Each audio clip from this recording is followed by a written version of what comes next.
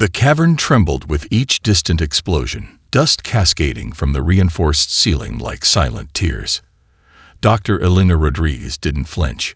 Her eyes remained fixed on the holographic display, fingers dancing across quantum-sensitive interfaces that flickered between data streams and genetic models.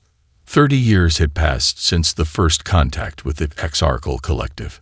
What humanity had imagined would be a momentous occasion of interstellar diplomacy had instead become a nightmare of systematic destruction.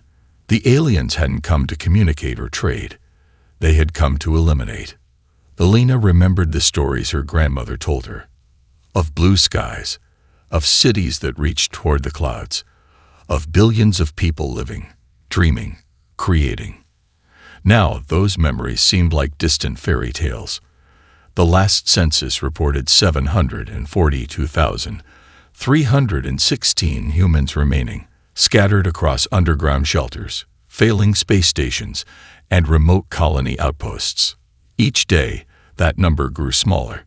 The shelter around her was a marvel of desperate engineering.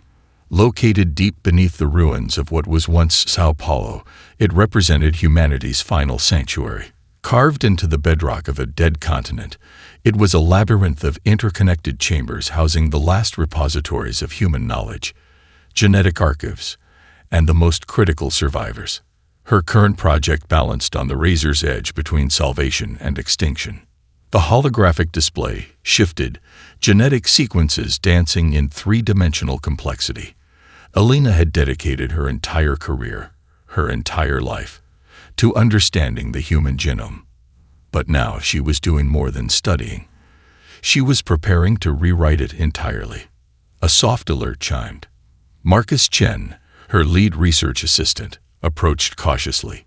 His environmental suit was dusty, patches carefully repaired multiple times, a testament to their resource scarcity.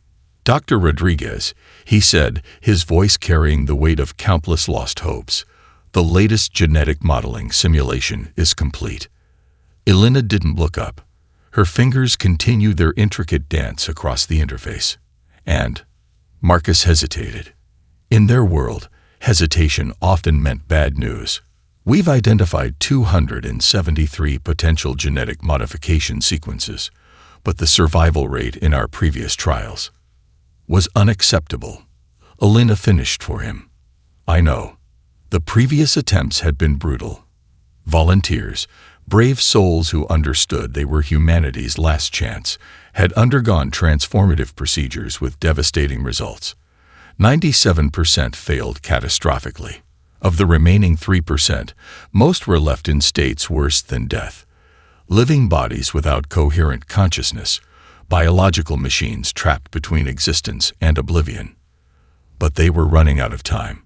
The Exarchal's systematic destruction wasn't random. It was methodical. They were eliminating not just human populations, but human potential. Each attack targeted centers of research, cultural preservation, and technological development.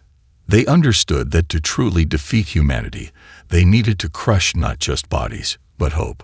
Elena's project was hope incarnate. We need more volunteers, she said suddenly, turning to Marcus. Her eyes, sharp and determined, reflected something beyond mere scientific curiosity.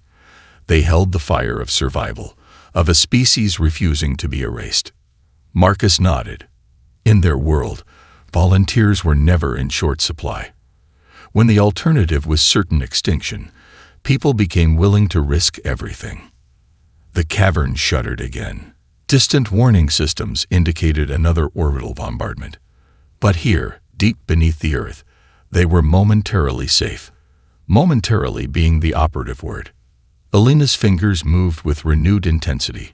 Each genetic sequence was a potential key, each modification a potential doorway to human survival. She was attempting something unprecedented in human history, not just survival, but fundamental transformation.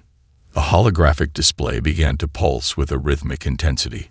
Quantum processors worked overtime, analyzing billions of potential genetic configurations per second. Something was emerging from the data, a pattern, a possibility that hadn't existed moments before.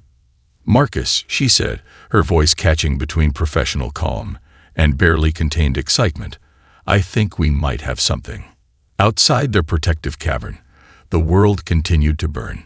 Humanity's last ember flickered, but it had not yet been extinguished. The transformation chamber resembled a cross between a medical pod and an advanced research facility. Soft blue light pulsed through transparent bioadaptive membranes, casting ethereal shadows across the faces of the volunteers. Captain Aria Santiago was the first to step forward when Elena announced the next phase of trials. A former special operations pilot who had lost her entire squadron in the last major space engagement, Aria carried a network of scars that told stories of humanity's desperate resistance. Her right arm, a prosthetic replacement from an earlier battle, gleamed with outdated military-grade components. "I'm in," she had told Elena during the initial screening. "Whatever you're doing, I'm ready." Beside her, David Kumar, a quantum systems engineer who had been developing adaptive communication networks before the war, waited with a calm that bordered on resignation. He had watched his entire research team systematically eliminated by Xarkol precision strikes. Now, he saw this as his final contribution to human survival. The transformation process began with a comprehensive genetic mapping. Nano-diagnostic probes, smaller than individual cells, infiltrated every system of the volunteers' bodies, creating a comprehensive blueprint of their current biological state. Elena and her team worked with a precision that bordered on surgical artistry, each movement calculated, each decision weighed against potential catastrophic outcomes.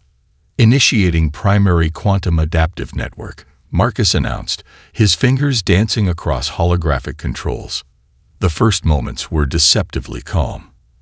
The volunteers remained conscious, their vital signs steady.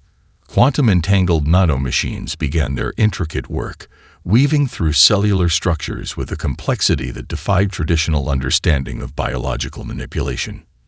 Then the pain began. It wasn't a simple, localized sensation.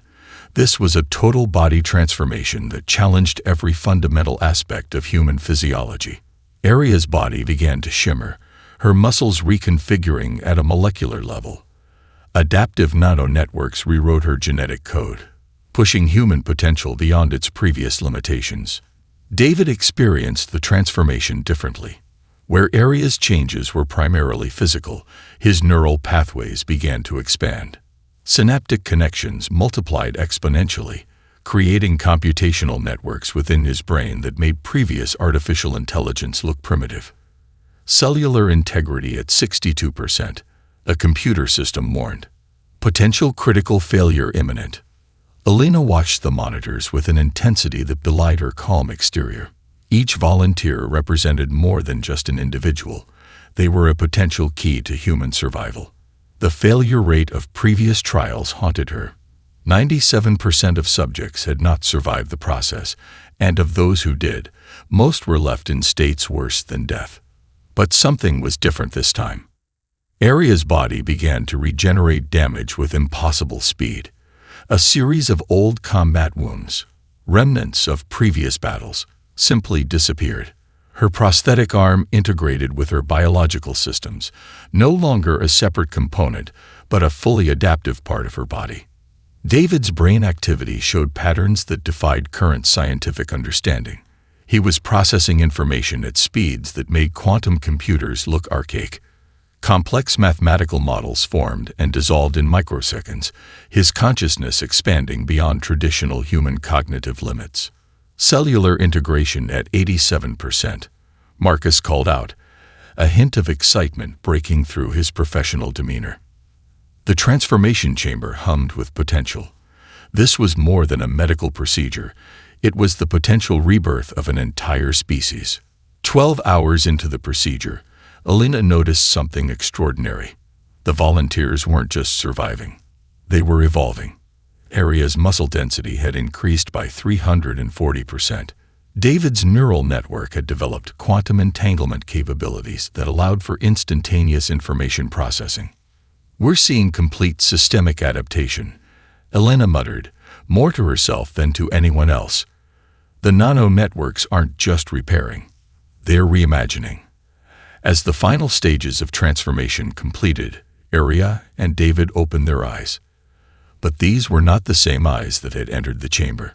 They reflected something new, a combination of human determination and capabilities that pushed the boundaries of what was previously considered possible. The first successful human augmentation was complete. Humanity had taken its first step from survival to transcendence. The abandoned orbital platform hung like a silent sentinel above the devastated colony world of New Hope. What was once a thriving human settlement now resembled a graveyard of twisted metal and scorched earth. The XR Cole had been thorough in their destruction, leaving nothing but ash and memories. Captain Arya Santiago stood at the forward observation deck of the modified stealth carrier Prometheus, her augmented body a study in controlled tension. Beside her, David Kumar manipulated holographic battle projections with mere thought, quantum-entangled neural networks processing combat scenarios faster than any computer ever could. Sarkle Strike Force incoming, David announced, his voice eerily calm. 3 primary battle groups. Conventional approach vector. Predictable. The first wave of augmented soldiers prepared for deployment. Where previous human military units would have shown signs of anxiety, these warriors radiated a different kind of energy. Their bodies were no longer simply biological. They were living weapons, each cell a potential point of strategic adaptation. Lieutenant Marcus Chen, who had transitioned from research assistant to tactical coordinator, reviewed the final mission parameters. The objective was simple yet crucial: demonstrate humanity's newfound capabilities and potentially create a strategic deterrent against complete extinction. The XR Cole had always viewed humans as a lesser species, primitive, weak, easily exterminated. They were about to learn differently. As the first Karkal ships breached the orbital perimeter, something unprecedented happened. Where previous human encounters resulted in immediate devastation, this engagement would become a turning point in interstellar conflict. Arya's augmented body moved with impossible precision. Her neural interface predicted weapon trajectories microseconds before they were launched. Quantum adaptive armor absorbed and redistributed energy weapons, turning potential destruction into tactical advantage. The first Karkal assault shuttle disintegrated before it could complete its approach vector. Not through overwhelming firepower, but through calculated molecular disruption. Lieutenant Chen's tactical algorithms found microscopic structural weaknesses and exploited them with surgical precision. David's consciousness expanded beyond his physical form. His quantum-entangled mind interfaced directly with the Prometheus's systems, creating a combat network that anticipated and neutralized threats before they fully materialized. Adaptation protocol engage, he murmured, his thoughts becoming complex computational waves that rippled through the ship's defensive systems. The XR commanders watched in growing horror as their perfectly orchestrated assault dissolved. Human ships didn't just defend. They predicted, adapted, transformed. A single augmented human vessel performed with the efficiency of an entire alien battle fleet. Arya led the first boarding team. Where previous human soldiers would have approached with caution, she moved with a predatory grace that defied traditional understanding of combat.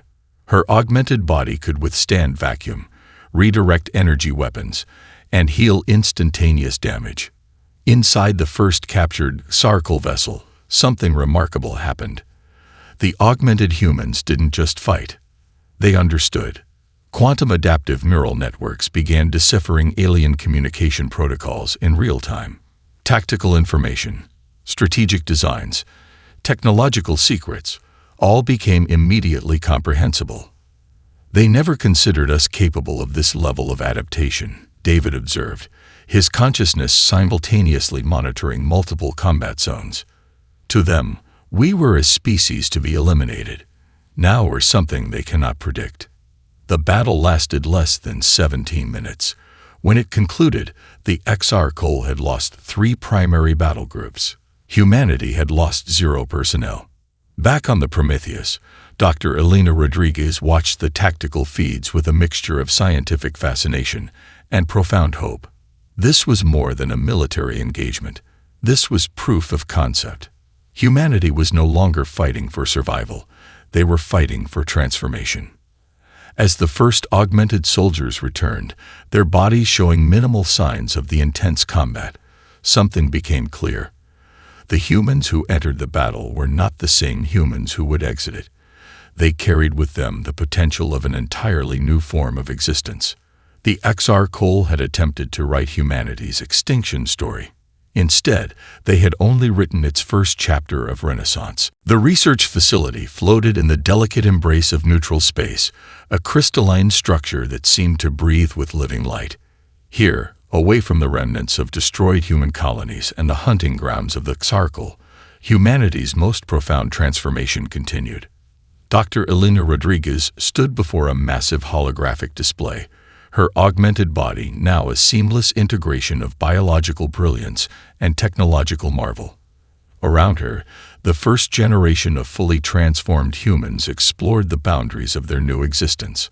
Area Santiago moved through a quantum simulation chamber, her consciousness simultaneously experiencing multiple potential realities.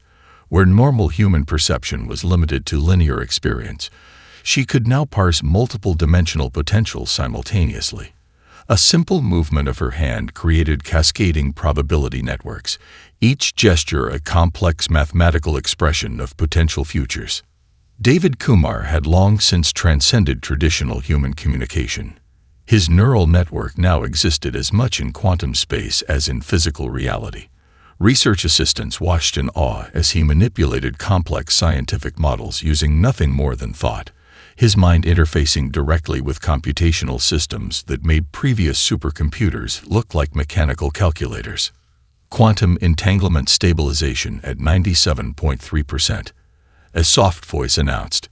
It belonged to AI, Adaptive Responsive Intelligence Assistant, a system that was neither fully artificial nor completely biological, but a hybrid that challenged every previous understanding of consciousness.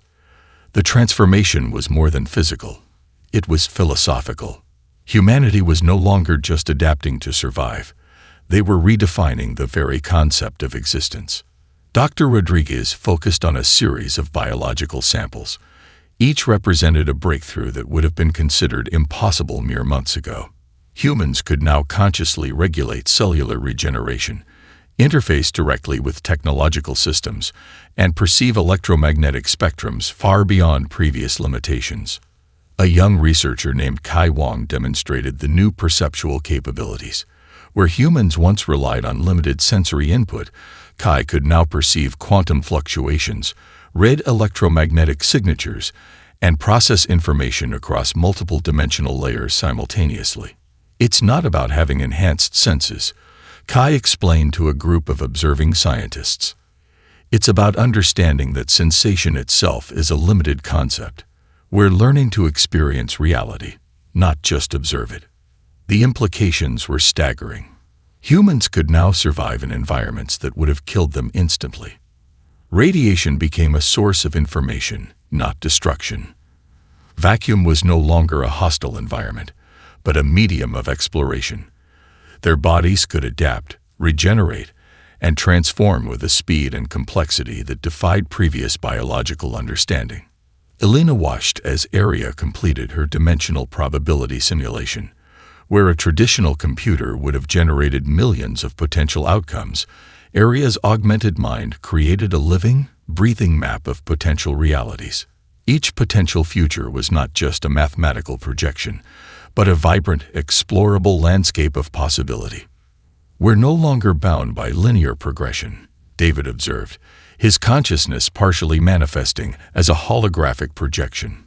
Time, space, possibility. These are no longer barriers. They're mediums of exploration. The research facility itself was a testament to their transformation. Constructed using adaptive nanotechnologies, the structure could reconfigure itself based on the needs of its inhabitants. Walls became transparent or solid with a mere thought. Environmental conditions adjusted instantaneously to optimize human potential. A breakthrough came unexpectedly. During a routine simulation, David discovered a method of quantum communication that could potentially allow instantaneous information transfer across vast cosmic distances. What the Sarkol had considered impossible was now a mere preliminary exploration for augmented humans. "We're not just changing ourselves," Alina murmured, watching the complex interactions of augmented human consciousness. "We're changing the fundamental understanding of what it means to be conscious, to be alive." The first generation of fully transformed humans represented more than a military or scientific advancement.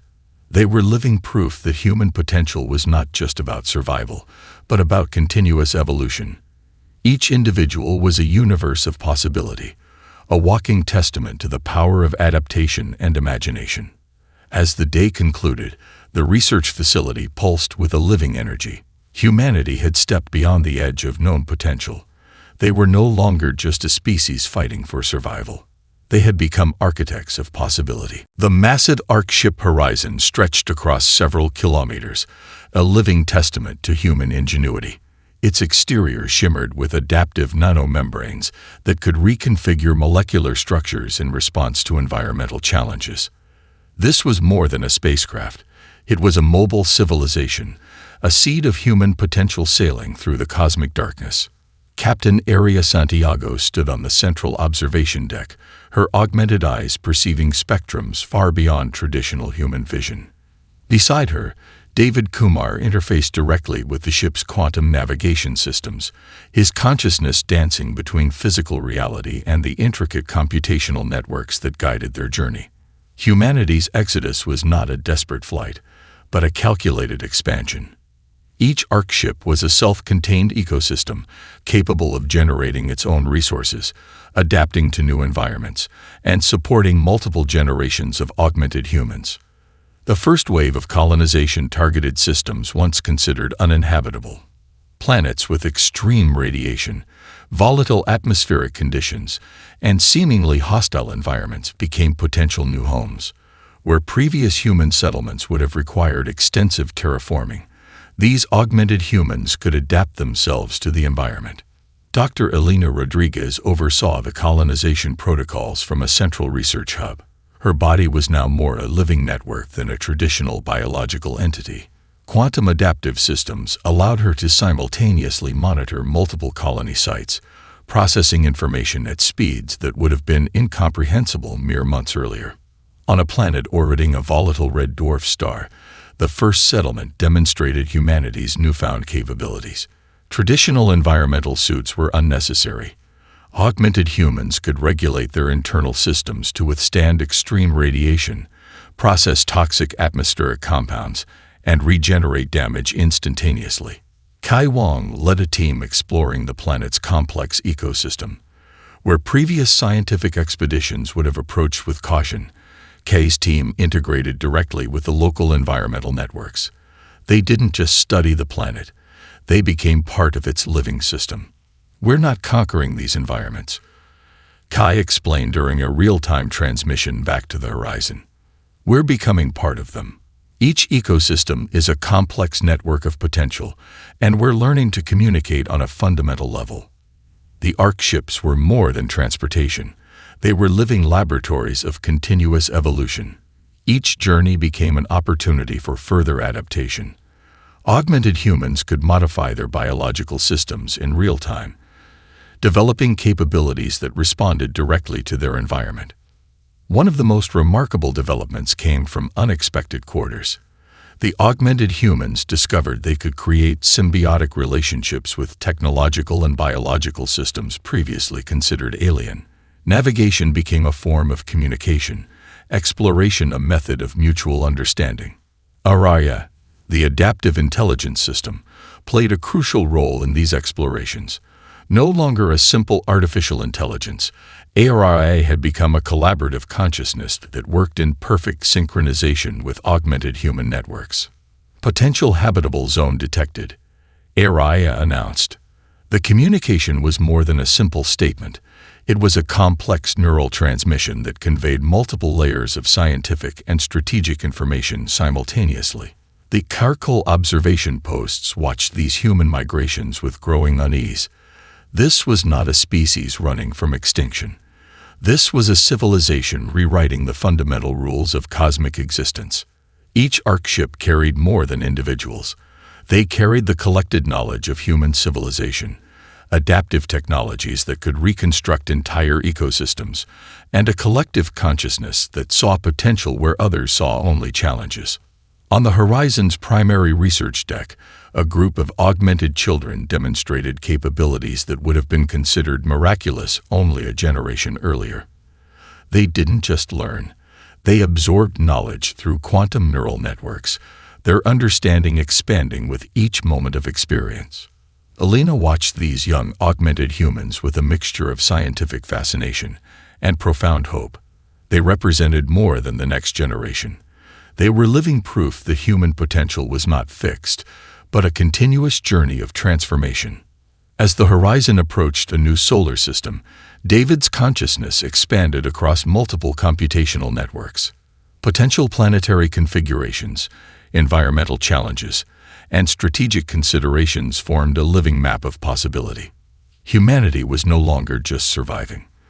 They had become architects of cosmic potential. The diplomatic vessel hung in the neutral space between star systems, a crystalline structure that defied traditional understanding of interstellar architecture. Inside, Captain Area Santiago stood as humanity's primary representative, no longer just a military leader, but a living embodiment of human potential. Across the negotiation chamber, the Xarchal delegation represented a civilization built on rigid hierarchical structures and technological supremacy. Their bodies were intricate biomechanical constructs, each member a perfect integration of biological precision and technological augmentation. They had conquered hundreds of civilizations, eliminating those they deemed insufficient or threatening. But humanity was different. Dr. Elena Rodriguez, connected to the diplomatic proceedings through a quantum neural network, provided real-time analytical support. Her consciousness expanded beyond traditional communication, interpreting not just words, but the complex layers of intention, cultural context, and potential outcomes. Your species was deemed a threat to galactic stability. The primary Xarchal negotiator stated, its vocalization a precise combination of mechanical translation and biological resonance. Your rapid technological progression violated established protocols of emerging civilization management. Area's response came not as a verbal argument, but as a multidimensional presentation of human potential.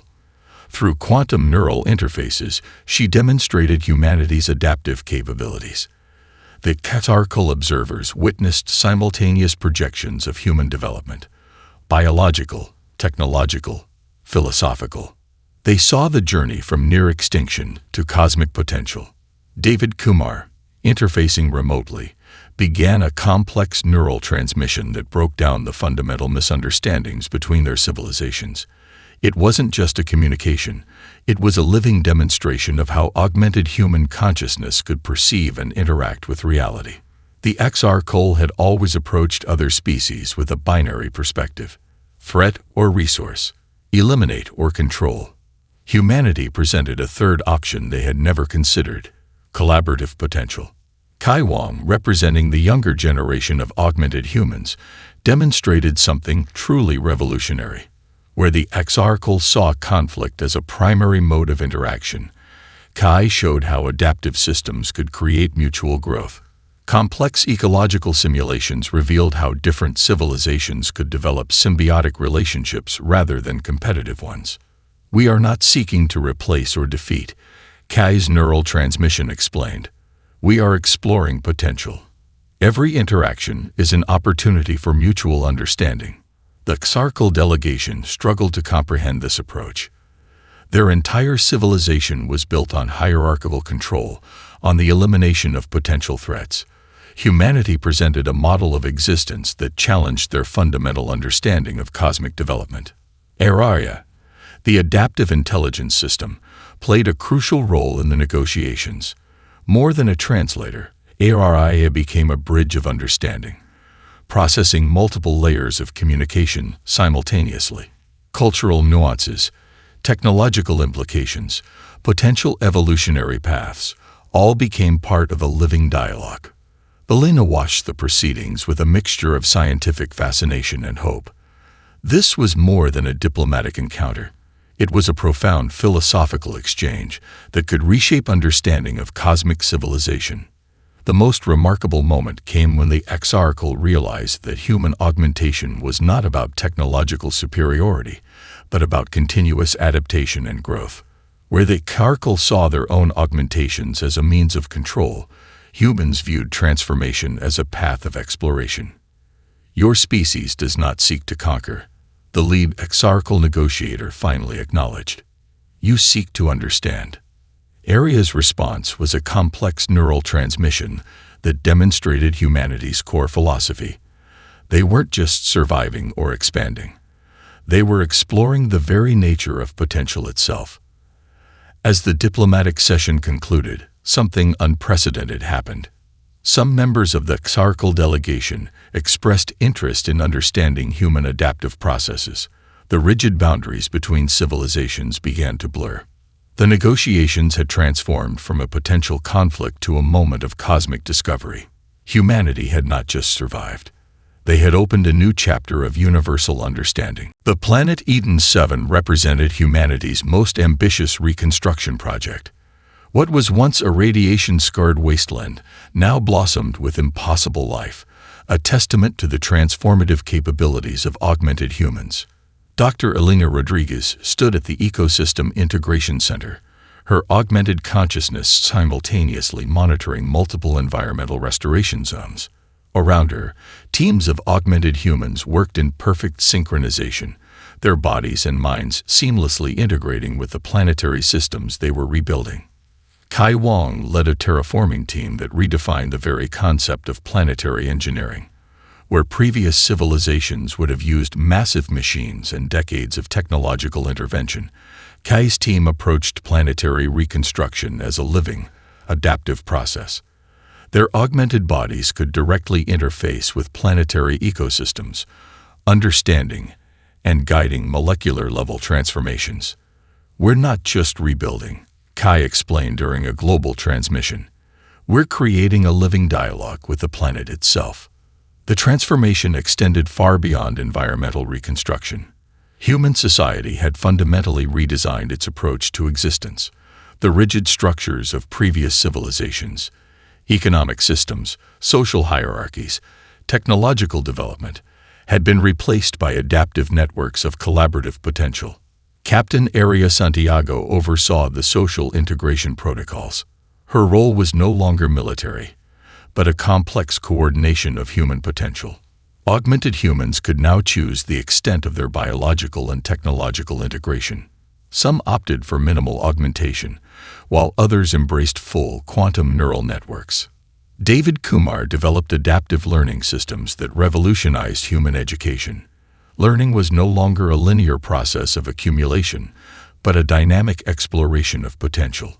Children could access complex knowledge through quantum neural interfaces, their understanding expanding in real time with each moment of experience.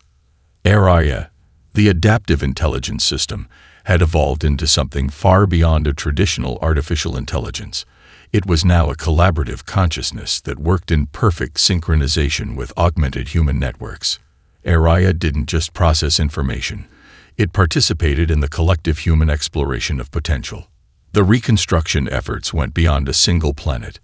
Multiple colony worlds became living laboratories of human potential. Each ecosystem became an opportunity for mutual growth, each challenge a pathway to deeper understanding. Elena focused on the most remarkable aspect of their transformation, the ability to heal not just individual bodies, but entire planetary systems. Augmented humans could restore ecosystems, neutralize environmental damage, and create sustainable living networks that worked in perfect harmony. On Eden 7, entire regions that were once considered uninhabitable now supported complex ecosystems. Radiation-damaged landscapes transformed into vibrant biological networks. The augmented humans didn't just restore, they reimagined the very concept of planetary life. The social structures that emerged were nothing like previous human civilizations. Collaboration replaced competition. Adaptive potential replaced rigid hierarchies. Each individual was both unique and part of a larger, interconnected network of potential. Kai demonstrated this in the educational centers spread across the colony worlds. Children learned by direct experience, their augmented minds creating complex understanding through quantum neural interfaces. They didn't just absorb information, they explored potential realities, understanding complex systems through direct interaction. David's adaptive learning networks allowed instantaneous knowledge transfer. A complex scientific breakthrough could be shared across multiple planetary networks in milliseconds. Collaboration became the primary mode of human interaction. The transformation was philosophical as much as it was technological. Humanity had moved beyond survival, beyond mere expansion. They had become architects of potential itself. Area watched a group of augmented children working on a complex ecosystem restoration project. They moved with a grace that blended biological adaptability with technological precision. Each child was a unique expression of human potential, simultaneously individual and part of a larger collective consciousness. We're no longer defined by our limitations, Alina observed, her consciousness expanding across multiple research networks. We're defined by our potential for growth. As the day concluded on Eden 7, the planet pulsed with a living energy. Augmented humans worked in perfect synchronization, their bodies and minds becoming part of a larger, more complex understanding of existence. Humanity had transformed from a species fighting for survival to architects of cosmic potential. The reconstruction was not just of planets or societies. It was a reconstruction of what it meant to be alive. The cosmic archive floated at the edge of known space, a monumental structure that defied traditional understanding of architectural possibility. Part research facility, part living museum, part philosophical nexus, it represented the culmination of humanity's extraordinary journey from near extinction to cosmic potential. Dr. Elena Rodriguez stood at the central observation point, her augmented consciousness simultaneously experiencing multiple layers of reality. Around her, generations of transformed humans continued to explore the boundaries of existence, each individual a unique expression of humanity's remarkable potential. Area Santiago, now a senior advisor to human collective development, reviewed the historical projections.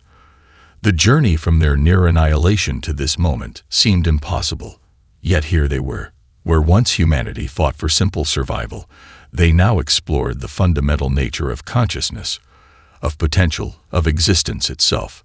David Kumar's quantum neural networks had evolved into a collaborative platform that connected multiple civilizations. The diplomatic breakthroughs with the XR Cole were just the beginning. Humanity had become a bridge between different forms of conscious experience, translating potential across cosmic boundaries. Kai Wong led a team of young researchers exploring the most profound frontiers of human potential. They were no longer confined to traditional scientific exploration. Each research project was a living experiment in understanding the nature of reality, of consciousness, of the intricate connections that bound existence together. Araya, the adaptive intelligence system, had transformed into something far beyond its original design. No longer simply an artificial intelligence, ARIA was now a collaborative consciousness that worked in perfect synchronization with augmented human networks. It was both a repository of knowledge and a living exploration of potential. The Cosmic Archive preserved the memory of humanity's transformation. Interactive displays showed the journey from the desperate underground shelters of Earth to the vast cosmic networks they now inhabited. Each display was a living narrative, allowing viewers to experience the complex emotional and technological journey of human evolution. We were never just about survival, Elena observed, her thoughts resonating across multiple neural networks. We were about potential. The archive captured the most critical moments of human transformation. The first successful augmentation attempts, the breakthrough diplomatic encounters with the Exarchal, the reconstruction of devastated planetary systems. Each moment was not just a historical record, but a living exploration of possibility. Generations of augmented humans moved through the archive with a grace that blended biological adaptability and technological precision. They were no longer defined by physical limitations or traditional understanding of human capability. Each individual was a unique expression of continuous evolution. Area reflected on the journey that brought them here. The desperate years of near extinction, the first tentative steps of augmentation, the profound transformation that followed. Humanity had not just survived, they had reimagined the very concept of existence. David's quantum networks continued to expand human understanding. Communication was no longer limited to traditional language or even neural transmission. They had developed methods of sharing experience that transcended previous limitations of perception and understanding. The most remarkable aspect of their transformation was the continuous nature of their evolution. Augmentation was not a fixed state, but a continuous exploration of potential. Each generation developed capabilities that would have seemed impossible to their predecessors. Kai's research teams explored the most profound frontiers of consciousness. They were no longer just studying the universe. They were developing methods of direct interaction with the fundamental fabric of reality. Quantum entanglement, dimensional exploration, consciousness transfer. These were no longer theoretical concepts, but living fields of exploration. Area projected a comprehensive visualization of human development. From the first tentative augmentation attempts to their current state of cosmic exploration, the projection captured the remarkable journey of transformation. We are not an endpoint, Alina communicated across the neural networks. We are a continuous process of becoming. The cosmic archive pulsed with a living energy. It was more than a repository of historical information.